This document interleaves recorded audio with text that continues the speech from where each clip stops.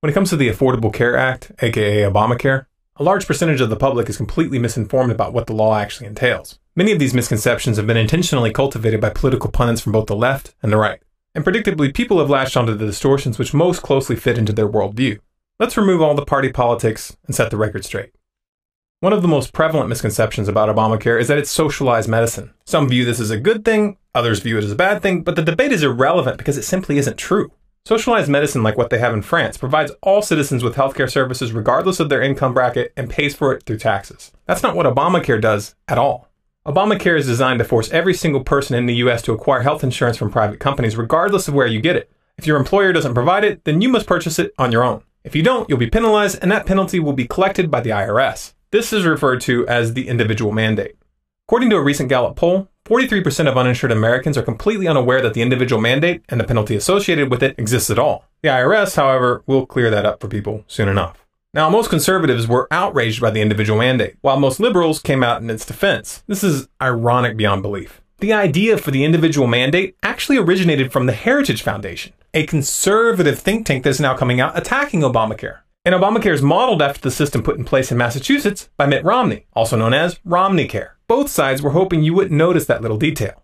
There's also been quite a bit of disinformation surrounding the penalties. The penalty for not buying insurance was set up to increase gradually over a period of 3 years. In 2014, the minimum penalty is $95 or 1% of taxable income, whichever is larger. In 2015, it's $325 or 2% of taxable income. And in 2016, it's $695 or 2.5% of taxable income. The maximum penalty per family is currently capped at no more than 300% of the minimum. So in 2016, that would be $695 times 300%, which is equal to $2,085. Of course, you'd have to be pretty naive to think that these minimum penalties won't be increased over time. Remember, when the income tax was first implemented, most of the population only had to pay 1% of their paychecks to the federal government. The percentage is obviously much higher now. The penalty for not buying insurance starts small and grows each year to reduce backlash. It also gives the law's backers a convenient talking point. After all, $95 is no big deal. But your penalty will only be that low in 2014 and only if you make less than $9,500 a year, which is well below the poverty line in the US. That minimum penalty, which goes up to $695 in 2016, may not seem like much to the uber-wealthy congressman who wrote this bill. But for those scraping by month to month, it would be a very painful blow. This, of course, is where the insurance subsidies come in. Many of those in the lower income brackets will qualify for tax breaks to cover part of their insurance costs if they participate. This sounds kind of like socialism, but the big difference is this. In socialism, there is no middleman. With Obamacare, the insurance companies are still getting paid the full amount, and those insurance companies are making a profit. So in reality, this isn't socialism. It's not even capitalism.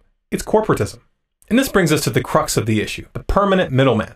Health insurance was originally intended as a rarely used protection to cover major illnesses or injuries. You would still pay for your normal doctor's visits when you needed them, but if you got hit by a bus and weren't able to work, your insurance would make sure that your hospital bills got covered, kind of like car insurance. Since then, the situation has gradually evolved to the point where insurance is used to cover virtually everything, from routine checkups to pharmaceuticals. People don't want to pay for anything directly. They want the insurance companies to cover it, and the market has adapted to this expectation. It's not hard to see how some would see this as a positive development. After all, who doesn't like free stuff? Just one problem.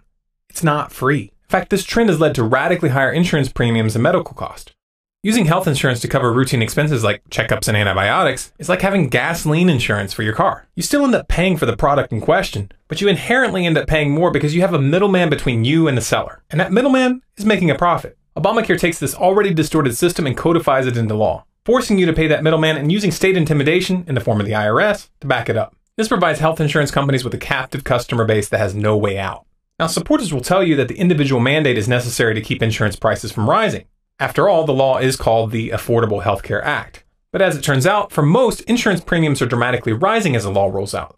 According to Forbes, initial figures indicate that premiums will rise by 99% for men and 62% for women on average nationwide, with some states seeing increases up to 300%. Of course, if you're in a low-income bracket, these massive increases are somewhat offset by the federal subsidies. But again, the insurance companies still get paid the full amount. So where is that money going to come from? You can say the government's going to pay for it, but the federal government is already $17 trillion in debt, and that debt is growing faster every day. To pin all your hopes on the US government covering the tab, or to assume that somehow you're going to get something for nothing, is just magical thinking. Here's what it comes down to. This law is a manifestation of short-sighted greed. It's a half-baked scheme designed to siphon money out of the middle class and line the pockets of the filthy rich. That captive customer base, with the corporate welfare propping it up, translates into big profits for the insurance companies. According to the New York Times, over the past 12 months, the stock prices of the top 5 publicly traded health insurance companies have increased by an average of 32%. This while the S&P 500 stock index has risen by just 24%. This shouldn't come as a surprise to anyone. The terms of Obamacare were negotiated behind closed doors between insurance executives and government officials, even though Obama promised that those negotiations would be broadcast over C-SPAN. What did you think would be the result of those closed-door meetings? Did you really think that the insurance companies would be looking out for the interests of the people?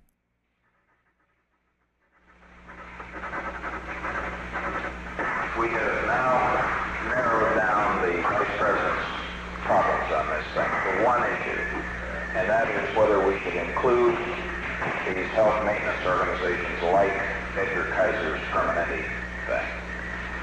Now let me ask you, you give me your turn. You know I'm not too keen on any medical programs. This is a private enterprise one. Well, that's beautiful. Edgar Kaiser has run the Permanente deal for profit. And the reason he can do it, I had Edgar Kaiser come in and talk to me about this, and I went into it in some depth. All of the incentives are toward less medical care, because the less care they give them, the more money they make. The incentives are on the right way. I am proposing today a new national health strategy. The purpose of this program is simply this. I want America to have the finest health care in the world. And I want every American to be able to have that care when he needs it. Nothing new here, guys. Just good old-fashioned greed and corruption. What, you thought Obama was going to be looking out for your interest? The same Obama who signed the NDAA giving the military the power to detain anyone indefinitely without trial? The same Obama who maintains a secret kill list? Who defends the NSA's domestic spying program? And has massively expanded the drone program? You trust that guy? Come on. Seriously? You can't be that naive. We aren't even scratching the surface of this fiasco. We're not going to go into detail about the disastrous rollout of the healthcare.gov website, or how millions of people are getting their policies canceled because of Obamacare, more in fact than we're actually able to sign up in the exchanges. And we're not going to try to estimate how much higher prices will rise in the years ahead. But rest assured, this train wreck is just getting started. When people come to terms with something like this, they tend to ask the same thing. What can we do? You really want to know? Disobey. That's the only nonviolent solution. Politicians aren't going to help you guys. I know you'd prefer an answer that puts the responsibility onto someone else, but that wouldn't be honest. Until people fully come to terms with the fact that this so-called government is run by criminals and that we have no moral obligation to obey criminals, then nothing's going to improve. It's as simple as that. For more videos like this, subscribe to Storm Clouds Gathering on YouTube. For updates, bonus content, and to influence future videos, follow us on Facebook at facebook.com/stormcloudsgathering. Our Twitter handle is Collapse Updates, and our website is stormcloudsgathering.com.